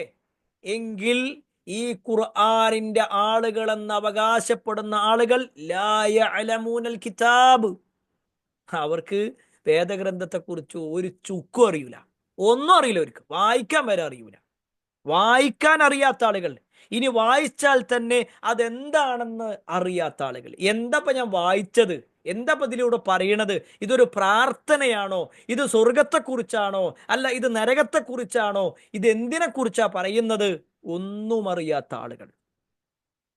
ഇപ്പം ആലോചിച്ച് നോക്കിക്കണേ, എത്ര എത്ര മനുഷ്യന്മാരുണ്ട് നമ്മുടെ നാട്ടിലൊക്കെ. ശരിക്ക് എല്ലാ മഹല്ലുകളും വ്യക്തമായ ഒരു തീരുമാനത്തിൽ ഒരു ഖുർആൻ ക്ലാസ് തുടങ്ങണമെന്നും എല്ലാവരും ഖുർആൻ പഠിക്കണമെന്ന് നിർബന്ധപൂർവം പറഞ്ഞാൽ നമ്മുടെ ഈ സമൂഹത്തിന്റെ വലിയ ഒരു ഉന്നമനായിരിക്കും ഉണ്ടാകുക, അല്ലെ? വലിയ മാറ്റമായിരിക്കും ഉണ്ടാകുക. നിങ്ങളൊന്ന് പരിശോധിച്ച് നോക്കി കാണി. ഇപ്പൊ ഞാൻ ഏറ്റവും സിമ്പിളായിട്ട് പറയാം, ഏറ്റവും സിമ്പിൾ. ഇപ്പൊ 4-5 മാസമായാലും നമ്മളിത് കേൾക്കാൻ തുടങ്ങിയിട്ട്. നിങ്ങൾ ഈ ഒരു 4-5 മാസം നിങ്ങൾക്ക് മുമ്പുണ്ടായിരുന്ന അതേ മാനസികാവസ്ഥയിലും അതേ ജീവിത രീതിയാണോ ഇപ്പോഴും നിങ്ങൾക്കുള്ളത്? തുറന്നു പറയണം. നിങ്ങൾ ഒരിക്കലും കളവ് പറയരുത്, കളവ് പറയരുത്. ഞാൻ ആത്മാർത്ഥമായിട്ടാണ് പറയണത്. ഈ ഒരു 76-77 ആയത്തുകൾ കൊണ്ട് നിങ്ങൾക്ക് എന്തെങ്കിലും ഒരു മാറ്റം ഉണ്ടായിട്ടുണ്ടോ? അല്ലെ? അവിടെയാണ് ശരിക്ക് ഖുർആൻ കൊണ്ടാ മാറ്റം ഉണ്ടാകുക. ഖുർആനിലൂടെയാണ് മാറ്റം ഉണ്ടാവുക. പക്ഷേ അത് പഠിപ്പിക്കാൻ ഇന്നത്തെ ഉസ്താദുമാർക്ക് സമയമല്ല. ഖുർആൻ പഠിപ്പിക്കാൻ ഉസ്താദുമാർക്കും സമയമല്ല, ഖുർആൻ പഠിക്കാൻ സമൂഹത്തിനും സമയമല്ല. മഹല്ല ആകെ ചർച്ച ചെയ്യണത് എന്താന്ന് വെച്ച് കഴിഞ്ഞാല് വേറെ വല്ലതും ഉണ്ടോ എന്നുള്ളതാണ്. മഹല്ലിലെ ചർച്ച എന്ന് പറഞ്ഞു കഴിഞ്ഞാല് ആ പള്ളിയുടെ കോമ്പൗണ്ട് ശരിയാക്കണ്ടേ, അല്ലെങ്കിൽ അവിടെ പിന്നെ ചളി കെട്ടിക്കണ്ടേ, അത് ശരിയാക്കണ്ടേ, ഇങ്ങനെയാണ് ആകെ ചർച്ച. ഈ സമൂഹത്തിന്റെ മാറ്റം, ഈ മുസ്ലിം ഉമ്മത്തിന്റെ മാറ്റം, അത് ചർച്ച ചെയ്യാൻ ആർക്കും സമയമല്ല. ഞാൻ ആരും കുറ്റപ്പെടുത്തില്ല. നിങ്ങളെ മഹല്ലിൽ ഉണ്ടാവൂലേ, നിങ്ങൾ താമസിക്കുന്ന ഒരു മഹല്ലില്ലേ, ആ മഹല്ലിന്റെ അവസ്ഥയെക്കുറിച്ച് നിങ്ങളെ ഹസ്ബൻഡിനോട്, അല്ലെങ്കിൽ നിങ്ങളെ പിന്നെ വീട്ടിലുള്ള ആണുങ്ങളോടൊന്ന് ചോദിച്ചു നോക്കിക്കാണി. ഞാൻ സ്ത്രീകളോടാ പറയണത്. എവിടെയാണ് ഖുർആൻ ക്ലാസ് ഉള്ളത്? ഏത് പള്ളിയിലെ ഖുർആൻ പഠിപ്പിക്കണത്? ഏത് മദ്രസയിലെ ഖുർആൻ പഠിപ്പിക്കണത്? ഏത് സെന്ററിലെ ഖുർആൻ പഠിപ്പിക്കണത്? അവിടെയാണ് നമ്മൾ മനസ്സിലാക്കേണ്ടത്. വളരെ ചുരുക്കം ആളുകൾക്കിടയിൽ മാത്രമാണ് എന്ത് ചെയ്യണത്, ഈ തരത്തിൽ ഒരു കൃത്യമായി കൊണ്ടൊരു ഖുർആൻ പഠനമൊക്കെ നടക്കുന്നുള്ളൂ. അതിങ്ങനെ പഠിക്കുമ്പോൾ ആളുകൾക്ക് മാറ്റം ഉണ്ടാവുന്നുണ്ട്. ഖുർആൻ പഠിക്കുമ്പോൾ തന്നെ മാറ്റം ഉണ്ടാവുക, അല്ലാതെ ഒരു മെമ്പർഷിപ്പ് എടുത്താൽ കിട്ടണതല്ല മാറ്റം. ഞാൻ ഇന്ന ഒരു സംഘടനയിലുണ്ട്, അല്ലെങ്കിൽ ഇന്ന പള്ളിയിൽ മെമ്പർഷിപ്പ് ഉണ്ട്, ഇന്ന മഹല്ലിൽ മെമ്പർഷിപ്പ് ഉണ്ട്, ഇതുകൊണ്ടൊന്നും മാറ്റം ഉണ്ടാവില്ല. ഖുർആൻ പഠിക്കുമ്പോൾ മാറ്റം ഉണ്ടാവും. പക്ഷെ അത് പഠിപ്പിക്കാൻ ആരും റെഡിയില്ല. അറിയാൻ സമൂഹത്തിന് സമയമില്ല. പലപ്പോഴും വ്യക്തിപരമായിട്ട്, ഞാൻ ഈ വ്യക്തിപരമായിട്ടുള്ള കാര്യം പറയാം. വളരെ വേണ്ടപ്പെട്ട നമ്മുടെ റിലേറ്റീവിൻ്റെ അടുക്കൽ പോയിട്ടുണ്ട്. അവരുടെ വീട്ടിലേക്ക് അങ്ങോട്ട് ചെന്നിട്ട് പറഞ്ഞു, നിങ്ങൾ രാവിലെ കുറച്ച് സമയം തരും, ഞാൻ ഇവിടെ വന്ന് പഠിപ്പിച്ചുതരാം. സമയമല്ല. നമുക്കൊരു കാര്യം ചെയ്യാം, ഓൺലൈനിലാക്കാം. എന്തായാലും കുറേ ആൾക്കാർ ഓൺലൈനിൽ പഠിക്കുന്നുണ്ടല്ലോ. അപ്പോൾ ഓൺലൈനിൽ നമുക്ക് നടത്താം. ഒരു ടൈം, ഒരു അരമണിക്കൂർ മതി. ഇനി 1 മണിക്കൂർ ബുദ്ധിമുട്ടാണ്, അരമണിക്കൂർ മതി. സമയമല്ല. ഞാൻ അവരെ കുറ്റപ്പെടുത്താനല്ല, പക്ഷേ അള്ളാഹുവിൻ്റെ മുന്നിൽ നമ്മൾ എത്തപ്പെടുന്നൊരു ദിവസമുണ്ട്. അള്ളാഹുവിൻ്റെ ഭൂമിയിലാണ് നമ്മൾ ജീവിക്കുന്നത്. അള്ള നൽകുന്ന വായുവാണ് നമ്മൾ ശ്വസിക്കുന്നത്. അള്ള നൽകിയ വെള്ളമാണ് നമ്മൾ കുടിക്കുന്നത്. അള്ളാഹു നൽകിയ ഭക്ഷണമാണ് നമ്മൾ കഴിക്കുന്നത്. അള്ളാഹു നൽകിയ വസ്ത്രമാണ് നമ്മൾ ധരിക്കുന്നത്. അള്ളാഹു നൽകിയതാണ് നമ്മുടെ ഭാര്യയെ, നമ്മുടെ ഭർത്താവിനെ, നമ്മുടെ മക്കളെ, നമ്മുടെ കുടുംബത്തെ. എങ്കിൽ അതേ റബ്ബിന്റെ കലാമാണ്, അള്ള നൽകിയതാണ് വിശുദ്ധ ഖുർആൻ. ബാക്കിയെല്ലാം നമ്മൾ സ്വീകരിക്കുന്നു, ഖുർആൻ മാത്രം നമ്മൾ സ്വീകരിക്കണില്ല. അതിനല്ലേ ഉമ്മി എന്ന് പറയാം. ഞങ്ങളൊക്കെ ഇതിന്റെ ആളാന്ന് പറയുന്നുണ്ട്, അല്ലെ? ആരെങ്കിലൊക്കെ പിന്നെ എന്താ പറയാ, ഖുർആൻ കത്തിക്കുന്നുണ്ട് പറഞ്ഞു കഴിഞ്ഞാൽ, എന്നാ ചൊന്ന് കത്തിച്ച അതിന്റെ തല ഞാൻ അറുക്കും എന്ന് പറയാൻ എല്ലാവരും റെഡിയാണ്. ഖുർആനിനെ ആരെങ്കിലും വിമർശിക്കുമ്പോഴേക്ക് പ്രകടനം നടത്താൻ ആളുകൾ റെഡിയാണ്. ഖുർആനിനെ ആരെങ്കിലും പിച്ച് ചീന്തുമ്പോഴേക്ക് അയാളുടെ കൈവെട്ടാനും കാലുവെട്ടാനും ആളുകൾ റെഡിയാണ്. ഞാൻ എത്ര വൈകാരികമായിട്ട് പറയണത്, ഈ ഉമ്മത്തിന്റെ കാര്യം ആലോചിക്കുമ്പോൾ ഉണ്ടാകുന്നൊരു വിഷമമുണ്ടല്ലോ, ആ ഒറ്റ കാര്യത്തിലാണ്. എന്ത് കാര്യം നമ്മൾ ഒരു ഖുർആൻ ക്ലാസ്സിന് വേണ്ടിയിട്ട് രാവിലെയും വൈകുന്നേരം, ചിലപ്പോൾ തലേ ദിവസം ഒന്ന് ഓർമ്മപ്പെടുത്തും, രാവിലെ ഒന്ന് വിളിക്കും, പിന്നെ ഒരു മെസ്സേജ് അയക്കും, പിന്നെ നമ്മൾ വീണ്ടും പരിപാടി തുടങ്ങുന്നതിന് മുമ്പ് വീണ്ടും വിളിക്കും. അങ്ങനെ 100 തവണ അല്ലെങ്കിൽ 100 കണക്കിന് ആളുകളെ വിളിച്ചാൽ, ഈ മെസ്സേജ് ഒക്കെ കണ്ടിട്ടും കേട്ടിട്ടും അറിഞ്ഞിട്ടും വിളി വന്നിട്ടും അത് പങ്കെടുക്കുന്ന ആൾക്കാരെ കണക്ക് നോക്കിക്കഴിഞ്ഞാൽ ചിലപ്പോൾ 10 ആളുണ്ടാവും. 100-150 ആളെ വിളിച്ചാലേ. നിങ്ങളൊന്ന് ആലോചിച്ച് നോക്കിക്കാണെ, നമ്മുടെ നാട്ടിൽ നമ്മുടെ നാട്ടിൽ ഒരു പിന്നെ എന്തെങ്കിലും ഒരു ഷോ നടക്കാൻ വിചാരിച്ചോ, ഒരു ഗാനമേള നടക്കാൻ വിചാരിച്ചോ, ഒരു മാജിക് ഷോ നടക്കാൻ വിചാരിച്ചോ, ഒരു സർക്കസ് നടക്കാൻ വിചാരിച്ചോ, ഒരു ഫുട്ബോൾ ടൂർണമെന്റ് നടക്കാൻ വിചാരിച്ചോ, ഒരാരെങ്കിലും നമ്മളെ വീട്ടിൽ വന്നിട്ട് നമ്മളെ വിളിച്ചിട്ടുണ്ടോ? ഉണ്ടോ? ഇല്ല. നമ്മുടെ ഫോണിലേക്ക് വിളി വന്നിട്ടുണ്ടോ? ഇല്ല. ഇന്ന് വരെ വന്നിട്ടില്ല. പക്ഷേ തേടി പിടിച്ചുകൊണ്ട് നമ്മൾ പോകും. തേടി പിടിച്ചുകൊണ്ട് നമ്മൾ പോകും. എന്താ കാര്യം? എന്താ കാര്യം? അതൊക്കെ ഒരു അതൊക്കെ ഒരു എന്റർടൈൻമെന്റ് അല്ലേ എന്നാണ് അല്ലെ. അവിടെയാണ് ശരിക്ക് നമ്മുടെ മുൻഗാമികളൊക്കെ സംബന്ധിച്ചിടത്തോളം ഒരു ഖുർആനിനോട് കാണിച്ച ചില അവരുടെ അറിവിന് വേണ്ടിയിട്ട്, അറിവ് കിട്ടാൻ വേണ്ടിയിട്ട് അവരെടുത്തിട്ടുള്ള ചില നിലപാടുകളുണ്ട്. അവിടെയാണ് നമ്മൾ എവിടെ എത്തി നിൽക്കുന്നു എന്നുള്ളത് നമ്മൾ സ്വയം പരിശോധിക്കേണ്ടത്. ഞാൻ ആരെയും കുറ്റപ്പെടുത്താൻ വേണ്ടിയിട്ടല്ല കേട്ടോ ഈ പറയണത്. നമ്മളൊക്കെ അൽഹംദുലില്ലാ അള്ളാഹുവിൻ്റെ അപാരമായ അനുഗ്രഹത്താൽ നമ്മളൊക്കെ കുറേ എന്ത് ചെയ്തിട്ടുണ്ട്, പഠിക്കുന്നുണ്ട്. പക്ഷേ എന്നിട്ട് പോലും നമ്മുടെ ജീവിതത്തിൽ നോക്കിക്കഴിഞ്ഞാൽ ഒരുപാട് കുറവുകളുണ്ട് എന്നത് സത്യമാണ് അല്ലേ. ഖുർആനിൻ്റെ വിഷയത്തിലും അറിവിൻ്റെ വിഷയത്തിലൊക്കെ ഒരുപാട് കുറവുകൾ നമുക്കുണ്ട്.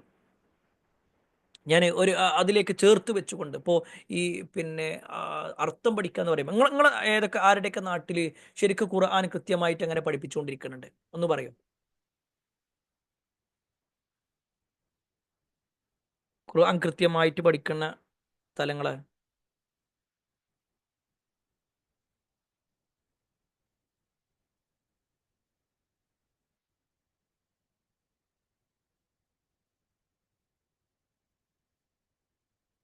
ഓക്കെ. ചില നാടുകളിലുണ്ട്, ചില ആളുകൾ തീരല്ല അല്ലേ. അതെ, ചില സ്ഥലങ്ങളിലൊക്കെ രണ്ടാൾക്കാരുള്ളത് സത്യമാണ്. പല സ്ഥലങ്ങളിലും അങ്ങനെയാണ്.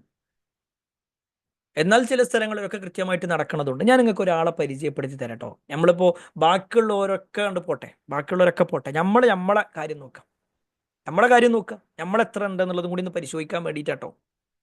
മഹാനായ അബൂ ഹാത്തിം അറാവി എന്ന് പറയുന്ന ഒരു പണ്ഡിതനുണ്ടായിരുന്നു. അബൂ ഹാത്തിം അറാവി. അദ്ദേഹത്തിന് ദീന് പഠിക്കാൻ വലിയ ആഗ്രഹമാണ്. അദ്ദേഹം ഖുർആനൊക്കെ മുഴുവനായിട്ട് പഠിച്ചിട്ടുണ്ട്. പക്ഷെ ഹദീസ് പഠിക്കണം എന്ന് ആഗ്രഹം. അങ്ങനെ ഹദീസ് പഠിക്കാൻ അദ്ദേഹം ആഗ്രഹിച്ചു. പക്ഷെ നാട്ടിലുള്ള ഉസ്താദുമാരെന്നൊക്കെ പഠിച്ചു. ഇനി വേറെ നാട്ടിലേക്ക് പോകണം. അവിടെ പോയിട്ട് അവിടെ വലിയൊരു പണ്ഡിതൻ ഉണ്ട് എന്ന് അറിയണം. അങ്ങനെ ഇമാം അബൂ ഹാത്തിം റാവി ആ നാട്ടിലേക്ക് പോകാൻ ആഗ്രഹം പ്രകടിപ്പിച്ചു. നേരെ ശ്രദ്ധിച്ചോളിയും, നമ്മളെവിടെ കിടക്കണു എന്നുള്ളത് നമ്മളും കൂടി ഒന്ന് പരിശോധിക്കാൻ വേണ്ടിയിട്ടാണ്. നമ്മളിപ്പോൾ സമൂഹത്തിന്റെ കാര്യം പറഞ്ഞു, ഇനി നമ്മുടെ അവസ്ഥയും കൂടി പറയാം. ഇന്ന നാട്ടിൽ അവിടെ ഖുർആൻ പഠിപ്പിക്കുന്നുണ്ട് എന്ന് മൂപ്പരറിഞ്ഞു, അല്ല ഹദീസ് പഠിപ്പിക്കുന്നുണ്ട്. പക്ഷെ അദ്ദേഹത്തിന് പോകാനുള്ളൊരു വഴിയില്ല. അങ്ങനെ അദ്ദേഹം ഇങ്ങനെ അന്വേഷിച്ച് നടന്നു. ഏതെങ്കിലും കച്ചവട സംഘം ആ വഴി പോകുന്നുണ്ടോ? അങ്ങനെ അന്വേഷിച്ച് നടന്ന കൂട്ടത്തിൽ ഒരു കച്ചവട സംഘത്തിനെ കണ്ടു അദ്ദേഹം. ആ കച്ചവട സംഘം ആ വഴിയാണ് പോകുന്നത്. അദ്ദേഹം പറഞ്ഞു, നിങ്ങളും നിങ്ങളുടെ എന്നെയും നിങ്ങളുടെ കച്ചവട സംഘത്തിൽ കൂട്ടുമോ? എനിക്ക് ഇന്ന ഒരു നാട്ടിലേക്ക് പോകണം. അവര് പറഞ്ഞു, ഇല്ല ഇല്ല. കാരണം അവര് ഒരാളെ കൊണ്ടുപോകുക എന്ന് പറയുമ്പോൾ അയാളുടെ ഭക്ഷണവും അതേപോലെ തന്നെ ബാക്കിയുള്ള എല്ലാ കാര്യവും ഇവർ നോക്കണം. അപ്പൊ നമ്മൾ ഒരാൾ ഒറ്റയ്ക്ക് യാത്ര പോകുന്നതും ഒരു 10 ആൾ കൂടെ ഉണ്ടാകും തമ്മിലുള്ള സാമ്പത്തിക ചെലവ് വ്യത്യാസമാണല്ലോ. അപ്പൊ ഇവര് പറഞ്ഞു, ഞങ്ങൾ കൊണ്ടുപോകൂല. ആ സമയത്ത് ഇമാം അബൂ ഹാത്തിം റാവി പറഞ്ഞ എന്താണെന്നറിയോ? അവരുടെ മുന്നിൽ നിന്നിട്ട് നിറഞ്ഞ കണ്ണുകളുമായിട്ട് അദ്ദേഹം പറയാണ്, എനിക്ക് പഠിക്കാൻ ഒരുപാട് ആഗ്രഹമുണ്ട്. ഞാൻ നിങ്ങളുടെ മുന്നിൽ ചില കാര്യങ്ങൾ വെക്കാം. അതിലൊന്നാമത്തെ കാര്യം, നിങ്ങൾക്ക് വേണ്ട എല്ലാ ഭക്ഷണവും ഉണ്ടാക്കിത്തരാൻ ഞാൻ റെഡിയാണ്. നിങ്ങളെല്ലാവരും ഉറങ്ങുന്ന സമയത്ത് നിങ്ങൾക്ക് കാവല് നിൽക്കാൻ ഞാൻ. നിങ്ങളുടെ എല്ലാം നിങ്ങൾ ധരിച്ചിട്ടുള്ള വസ്ത്രം എന്റെ ഏൽപ്പിച്ചാൽ ഞാൻ അത് കഴുകിത്തരാം. നിങ്ങൾക്ക് കാവല് നിൽക്കാനും നിങ്ങളുടെ വസ്ത്രം അലക്കാനും നിങ്ങൾക്ക് ഭക്ഷണം ഉണ്ടാക്കി തരാനും ഒക്കെ ഞാൻ റെഡിയാണ്. നിങ്ങൾ ഒറ്റ കാര്യം, എന്നെ ഒന്ന് കൊണ്ടുപോയാൽ മാത്രം മതി. സുബ്ഹാനല്ലാഹ്. നമ്മുടെ മുൻഗാമികളൊക്കെ പഠിക്കാൻ വേണ്ടി മാറ്റിവെച്ച അവരുടെ ഒരു എന്താ പറയാ ത്യാഗം എന്ന് പറയില്ലേ അല്ലേ. നമ്മളെ കയ്യിൽ ഫോണുണ്ട്, ആ ഫോണിൽ കൃത്യമായി പഠിപ്പിക്കുന്ന ഓരോന്നുണ്ട്. പക്ഷേ സമയമില്ല. അവിടെ പ്രിയപ്പെട്ടവരെ, ഞാൻ ആരെയും കുറ്റപ്പെടുത്താനല്ലേ, നമ്മളൊക്കെ കുറച്ചെങ്കിലും റെഡി ഉണ്ടെന്ന് വെക്കാം. പക്ഷേ ഈ സമൂഹത്തിന്റെ അവസ്ഥ വളരെ പരിതാപകരമാണ്. വളരെ പരിതാപകരം. ഞാൻ അത് വെറുതെ പറയല്ല. നമുക്ക് പരിശോധിക്കുകയാണെങ്കിൽ ആരെയും കുറ്റപ്പെടുത്തണ്ട. നിങ്ങൾ ഒരു ഖുർആൻ എടുത്തിട്ട് നിങ്ങളുടെ വീട്ടിലുള്ള ആളുകളുടെ കയ്യിൽ ആദ്യം കൊടുക്കുക, സ്വകാര്യമായിട്ടോ, എല്ലാവരുടെ മുന്നിലും അവരുടെ പിന്നെ എന്താ അഭിമാനത്തെ നഷ്ടപ്പെടുത്തുന്ന രൂപത്തിലാവരുത്. അഭിമാനത്തെ നഷ്ടപ്പെടുത്തണ്ട. അല്ലാതെ നിങ്ങൾ ഇതൊന്ന് വായിച്ചു തരും, എനിക്ക് ചെറിയൊരു ഡൗട്ട് ഉണ്ട് എന്ന് പറഞ്ഞിട്ട് ഏതെങ്കിലും ഒരു സംശയം ഒരാളോടൊന്ന് ചോദിച്ചു നോക്കി കാണി, ഓരിങ്ങനെ ചിരിക്കും. ഒരു ചിരിക്കും. എന്തേ? ഖുർആനിന്റെ അർത്ഥം അറിഞ്ഞിട്ട് ചിരിക്കല്ല, മറിച്ച് ഇന്നോടാണോ ഈ ചോദിക്കണത്, എനിക്കിതിനെ കുറിച്ചൊന്നും അറിയില്ല. അങ്ങനെ ആരെങ്കിലും പറയുമ്പോൾ നമ്മൾ പറഞ്ഞു കൊടുക്കണം, കുറച്ച് നിങ്ങൾ എന്നാണ് ഇനി പഠിക്കാൻ ഉദ്ദേശിക്കണത്. നമ്മളെ കുടുംബത്തിലുള്ള ആളുകൾ വളരെ സ്നേഹത്തോടു കൂടി, ഒരിക്കലും അവരെ ആക്ഷേപിക്കരുത് കേട്ടോ, കളിയാക്കരുത്, അവരെ കുറ്റപ്പെടുത്തണ്ട. അവർക്ക് നമുക്ക് കിട്ടിയ ആ ഒരു തൗഫീഖ് ഓർക്ക് കിട്ടിയിട്ടില്ല, അതുകൊണ്ടാ. നമുക്ക് കിട്ടിയ തൗഫീഖ് ഓർക്ക് കിട്ടിയിട്ടില്ല, അതുകൊണ്ടാണ് അവരിങ്ങനെ ആയത്. അപ്പൊ അവർക്ക് എന്ത് ചെയ്യണം എന്ന് വെച്ച് കഴിഞ്ഞാൽ നമ്മളിങ്ങനെ ഇടക്കിടക്കൊന്ന് ഇങ്ങനെ ഒന്ന് തോണ്ടി കൊടുക്കുക, ഒന്ന് പറഞ്ഞു കൊടുക്കുക, നിങ്ങളൊന്ന് പഠിക്കാൻ റെഡിയാക്കി, പഠിക്കാൻ റെഡിയാക്കി. ആ രൂപത്തിൽ നമ്മൾ പ്രിയപ്പെട്ടവരെ പഠിക്കാൻ റെഡിയാവണം, സന്നദ്ധമാവണം. അള്ളാഹു നമുക്കെല്ലാം എളുപ്പമാക്കി തരുമാറാവട്ടെ. ഓക്കെ, ഞാൻ പറഞ്ഞു വന്നതിന്റെ ചുരുക്കം, ഈ പറയപ്പെട്ട ബനു ഇസ്രായേലരായ ആളുകൾ അവർ ഉമ്മിയാണെന്ന് അള്ള പ്രയോഗിച്ചതും, എന്നാൽ അവരാകട്ടെ ആ ഒരു പിന്നെ വേദഗ്രന്ഥത്തിന്റെ കാര്യത്തിൽ ഇത് ഞങ്ങളുടേതാണെന്ന് പറയുകയും ചെയ്തതും, എന്നാൽ അവരാകട്ടെ അതിനെക്കുറിച്ച് യാതൊരു ധാരണയുമില്ലാത്ത ആളുകളാണ് എന്ന് അള്ളാഹു പറഞ്ഞതിനെ കുറിച്ചൊക്കെ നമ്മൾ മനസ്സിലാക്കി. ഇനി ഇതിൽ നമ്മൾ മനസ്സിലാക്കേണ്ട ഒരു കാര്യം കൂടിയുണ്ട്. ഇവിടെ അള്ളാഹു പ്രയോഗിച്ച പ്രയോഗത്തിൽ ഖുർആൻ പാരായണം നടന്നുകൊണ്ടിരിക്കെ മറ്റു പ്രവർത്തനങ്ങൾ ചെയ്യുന്നത് ഒഴിവാക്കണം എന്ന ഒരു സൂചന കൂടി നമുക്ക് കാണാൻ പറ്റും. കാരണം മിൻഹും ഉമ്മിയൂന ലാ യഅലമൂനൽ കിതാബ്, ലാ യഅലമൂനൽ കിതാബ് എന്ന് പറയുമ്പോൾ അവരെന്ത് ചെയ്തിട്ടില്ല, ആ ഖുർആനെ മനസ്സിലാക്കിയിട്ടില്ല. അത് മാത്രമല്ല അവരാകട്ടെ അതിൽ കൃത്യമായിട്ട് ധാരണയില്ലാത്ത ആളുകൾ, അതിൽ കേവലം ഒരു ഗർവ് കാണിക്കൽ മാത്രമാണ്. എങ്കിൽ ഇത് ഈ പിന്നെ ആയത്തിനെ വിശദീകരിച്ചിട്ട് പണ്ഡിതന്മാർ പറയാണ്, ഖുർആനിന് നമ്മൾ കൊടുക്കേണ്ട ഒരു ഹുറുമത്തുണ്ട്, ഒരു പിന്നെ ഗൗരവമുണ്ട്. അപ്പൊ ഖുർആൻ എവിടെയെങ്കിലും ഓതുന്നത് കേട്ടാൽ പിന്നെ നമ്മൾ എന്ത് ചെയ്യാൻ പാടില്ല, സംസാരിക്കാൻ പാടില്ല. നേരെ ശ്രദ്ധിക്കണം കേട്ടോ, നമ്മൾ പല ആളുകൾക്കും അറിയാത്തൊരു വിഷയമാണത്. ഖുർആൻ ഓതുന്നത് കേട്ട് തന്നെ ചില ആളുകളുണ്ടാവും, പിന്നെ മൊബൈലിൽ എന്ത് ചെയ്യും, ഖുർആൻ ഓൺ ആക്കിയിട്ടുണ്ടാവും, എന്നിട്ട് ഇങ്ങനെ വർത്താനം പറയുണ്ടാവും. അല്ലെങ്കിൽ കാറിലൊക്കെ പോണ സമയത്ത് ഖുർആൻ ഓൺ ആക്കിയിട്ടുണ്ടാവും, നമ്മളങ്ങനെ വേറെ സംസാരിച്ചു കൊണ്ടിരിക്കും. ഏതെങ്കിലും ഒന്നുകിൽ നമ്മൾ സംസാരിക്കുക, അല്ലെങ്കിൽ അള്ളാഹുവിന്റെ കലാമ് കേൾക്കുക. ഏതെങ്കിലും ഒന്ന്. നമ്മൾ സംസാരിക്കണോ അത് നിർത്തിക്കോളി, അല്ല നമ്മൾ കേൾക്കുകയാണോ എന്ന് നമ്മൾ സംസാരിക്കാൻ പാടില്ല. അതെല്ലാ വിഷയത്തിലും ഉണ്ട്. ഏതെങ്കിലുമൊക്കെ പ്രോഗ്രാമിനൊക്കെ കാണാൻ ചില ആൾക്കാർ ഖുർആൻ ഇട്ടിട്ടുണ്ടാവും, എന്നിട്ട് അവിടുത്തെ സംഘാടകരും അതേപോലെ തന്നെ പന്തൽ പഠിക്കാനും ഒക്കെ ഇരുന്ന് വർത്താനം പറയുന്നതാണ്. അത് ചെയ്യാൻ പാടില്ല. ഖുർആനിനോട് കാണിക്കുന്ന ഒരു അനാദരവാണത്. ഖുർആൻ വന്നാൽ ഖുർആനിന്റെ സൗണ്ട് കേട്ടാൽ, അല്ലെങ്കിൽ ഖുർആൻ ഓതുന്നത് കേട്ടാൽ പിന്നെ നമ്മൾ എന്ത് ചെയ്യാൻ പാടില്ല, മറ്റു പ്രവർത്തനങ്ങൾ ചെയ്യുക എന്നുള്ളതല്ല, അതായത് സംസാരിക്കുക എന്നുള്ളതല്ല, വേറെയുള്ള കാര്യങ്ങൾ. ഒരാൾ ഖുർആൻ കേട്ടുകൊണ്ട് വണ്ടി ഓടിച്ചു, പ്രശ്നമില്ല. ഒരാൾ ഖുർആൻ ഓതിക്കൊണ്ട് അയാൾ വീട്ടിലുള്ള ഭക്ഷണം തയ്യാറാക്കി, പ്രശ്നമില്ല. പക്ഷെ സംസാരിക്കുക എന്നത്, നമ്മൾ അശ്രദ്ധമാകുക എന്നുള്ളത് ശരിയല്ല. അതുകൂടി നമ്മൾ സാന്ദർഭികമായിട്ട് മനസ്സിലാക്കണം. ഇനി 79-ാമത്തെ ആയത്ത് പെട്ടെന്ന് നോക്കണേ, എല്ലാവരും ശ്രദ്ധിക്കാം. ഫവൈലുൽ ലില്ലദീന യക്തുബൂനൽ കിതാബ്, ഫവൈലുൽ ലില്ലദീന. ചില ആളുകൾ ഫവൈലുൻ ലില്ലദീന അങ്ങനെ ഓതണം. അത് ഓതല്ല വേണ്ടേ, നമ്മൾ ലാം പിന്നെ അതിന് ശേഷം, അതായത് ലാമിന് തെൻവീനാണ്, അതോടൊപ്പം അതാകട്ടെ മറ്റൊരു ലാമിലേക്ക് ചേർത്തുകൊണ്ടാണ്. അപ്പൊ ഓതുമ്പോ എന്ത് ചെയ്യും, ഫവൈലുൽ ലില്ലദീന, ഫവൈലുൻ ലില്ലദീന എന്നല്ല, ഫവൈലുൽ ലില്ലദീന, ഫവൈലുൽ ലില്ലദീന യക്തുബൂനൽ കിതാബ്. വേഗം ഓതി, അല്ല വേഗം ഓതി.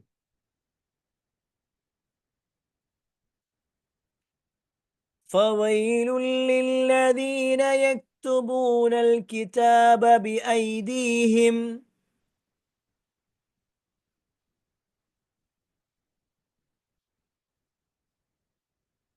ثم يقولون هذا من عند الله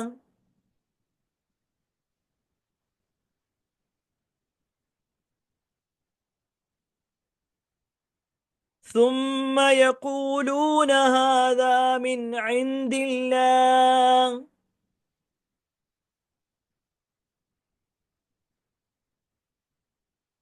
ഹാദാ മിൻ ഇൻദില്ലാഹി ലിയശ്തറൂ ബിഹി സമനൻ ഖലീലാ.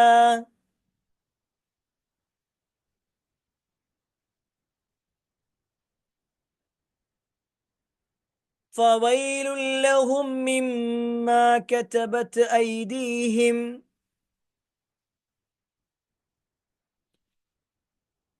മിമ്മ, മാക്ക് ശബ്ദുണ്ട്, രണ്ട് മാക്കും ശബ്ദുണ്ട്. ഫവൈലുൽ ലഹും മിമ്മാ കതബത് ഐദീഹിം.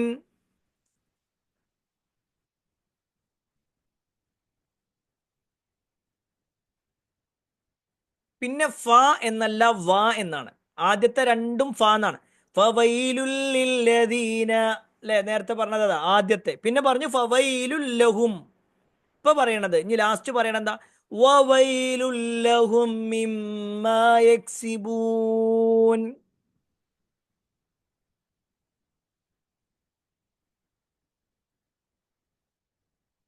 വവൈലുൽ ലഹും മിമ്മാ യക്സിബൂൻ.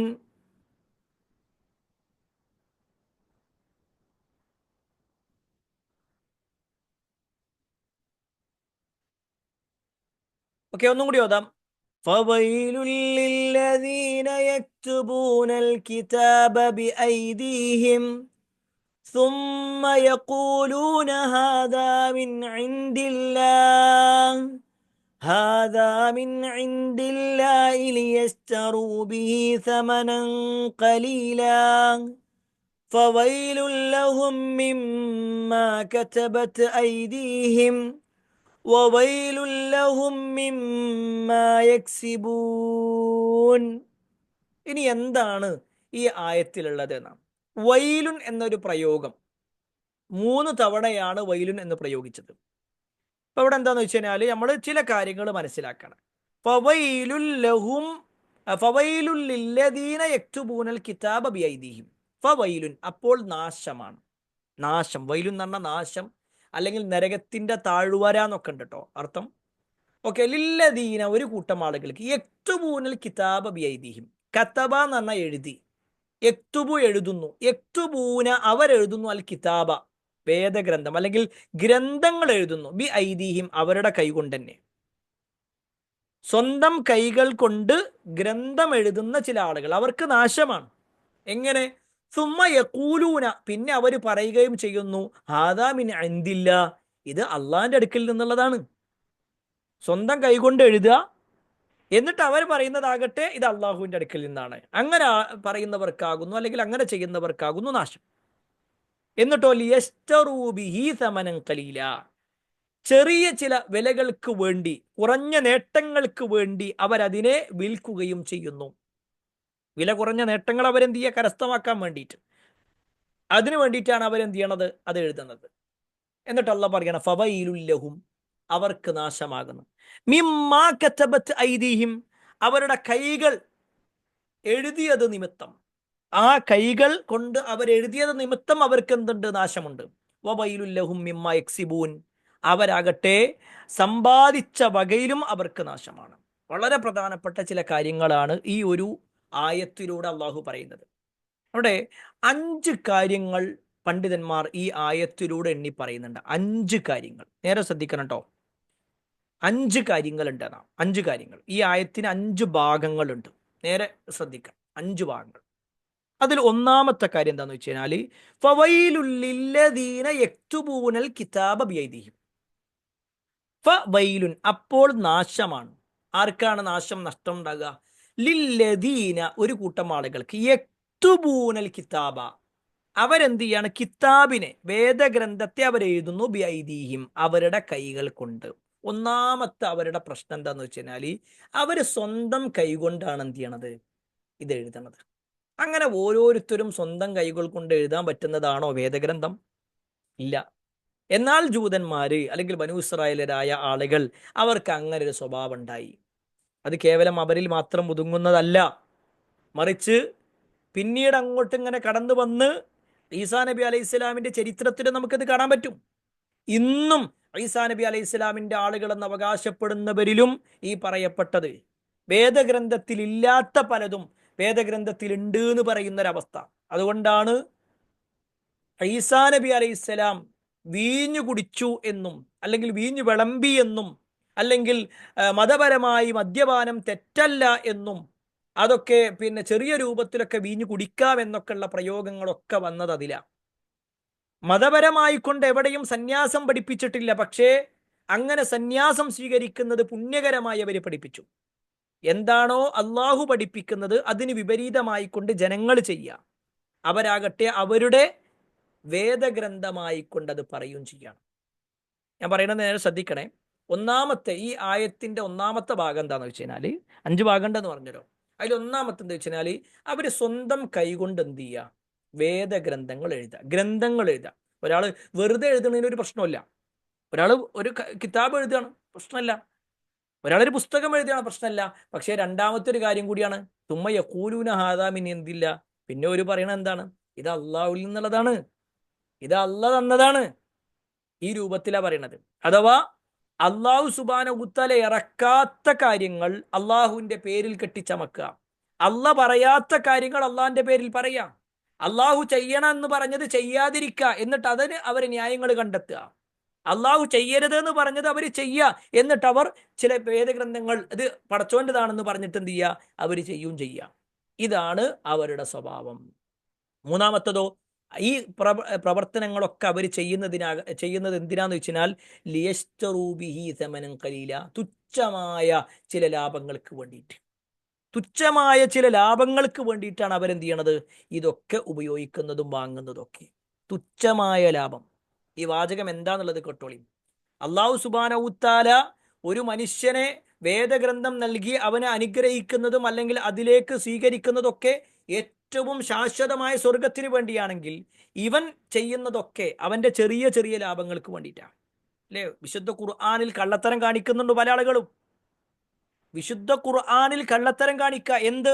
അള്ളാഹു അല്ലാത്തവരെ വിളിച്ചു പ്രാർത്ഥിക്കാൻ ഖുർആനിൽ തെളിവുണ്ട് പറയുന്ന ആളുകളില്ലേ? എന്നിട്ട് വീക്കു എന്ന് പറഞ്ഞിട്ട് ഇട്ട് കൊടുക്കും. വീക്കു എന്താണ്? വിശുദ്ധ ഖുർആൻ എന്നുള്ള നിലക്കാണ് ഈ രൂപത്തിൽ പറയാ. ചില ആളുകൾ ലൗലാക്ക ലൗലാക്ക കമാ ഖലഖ്തുൽ അഖ്ലാഖ് എന്നൊക്കെ പറഞ്ഞ ആ ഒരു പ്രയോഗം കേട്ടിട്ടുണ്ടാവും. അംലാക്ക് എന്നൊക്കെ പറയുന്ന പ്രയോഗം, അതായത് പ്രവാചകരെ നിങ്ങളില്ലായിരുന്നുവെങ്കിൽ ഞാൻ ഈ ലോകം പടക്കുമായിരുന്നില്ല, എന്നിട്ട് അതിന് പറയും വീക്കു. ഇത് കേൾക്കുമ്പോൾ ആൾക്കാർ വിചാരിക്കെന്താ, വിശുദ്ധ ഖുർആൻ എന്നാണെന്ന്. ഖുർആനിൽ എവിടെ അങ്ങനത്തെ ഒരു വാചകം തന്നെയില്ല.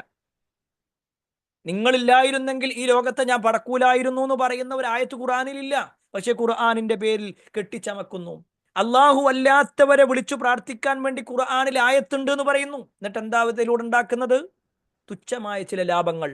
ആരുകൾ അള്ളാഹു അല്ലാത്തവരോട് പ്രാർത്ഥിക്കുമ്പോൾ സ്വാഭാവികമായിട്ടും പല ആൾക്കാരും ഉസ്താദിന്റെ അടുത്തേക്ക് വരും, എന്നിട്ട് പല സാമ്പത്തിക സഹായങ്ങളും കൊടുക്കും, അല്ലെങ്കിൽ ഏതെങ്കിലും ജാറത്തിന്റെ അടുത്തേക്ക് പോകും, എന്നിട്ട് അവിടുന്ന് കുറച്ച് പൈസ കിട്ടും. ഈ തുച്ഛമായ ലാഭത്തിന് വേണ്ടിയിട്ടാണ് അള്ള പറയാത്ത കാര്യം അള്ള പറഞ്ഞു എന്ന് പറയുന്നത്. വിശുദ്ധ ഖുർആനിൽ നബിദിനാഘോഷത്തെക്കുറിച്ച് എവിടെയും പറഞ്ഞിട്ടില്ല, പക്ഷേ ഖുർആനിലുണ്ട് എന്ന് പറഞ്ഞുകൊണ്ട് അള്ള പറയാത്ത കാര്യം ഖുർആനിന്റെ പേരിൽ പറയുന്നു. എന്തിനു വേണ്ടി? അന്നേ ദിവസം കിട്ടുന്ന തുച്ഛമായ ചില നാണയത്തുട്ടുകൾക്ക് വേണ്ടി, അല്ലെങ്കിൽ അന്ന് ലഭിക്കുന്ന ചില സാമ്പത്തിക സഹായങ്ങൾക്ക് വേണ്ടി പറയുന്നവരില്ലേ? എല്ലാം ഖുർആനിന്റെ പേരിലാണ് പറയണത്. അള്ള പറയാത്ത കാര്യം അള്ളാന്റെ പേരിൽ പറയാം. എത്ര വലിയ നഷ്ടമാണ് ആ ആളുകൾ നഷ്ടപ്പെടുത്തിക്കൊണ്ടിരിക്കുന്നത്. അവർക്ക് കിട്ടേണ്ട സ്വർഗം എന്ന മഹത്തായ അനുഗ്രഹം അതാണ് ഇല്ലാതാക്കിക്കൊണ്ടിരിക്കുന്നത്. നാലാമത്തെ കാര്യം, ഫവൈലുൽ ലഹും മിമ്മാ കതബത് ഐദിഹിം, അങ്ങനെ അവരുടെ കൈകൾ കൊണ്ട് അവർ എഴുതിയത് നിമിത്തം അവർക്ക് കഷ്ടമാണ്, നഷ്ടമാണ്. ഈ വൈലുൻ എന്ന് പറയുമ്പോൾ നാശം, നഷ്ടം, കഷ്ടം എന്ന് മാത്രമല്ല, നരകത്തിന്റെ താഴ്വരയുടെ പേരാണ് വൈലുൻ. നരകത്തിന്റെ താഴ്വരയുടെ പേര്. ആ നരകത്തിന്റെ താഴ്വരയിൽ എത്തും ചില ആളുകൾ.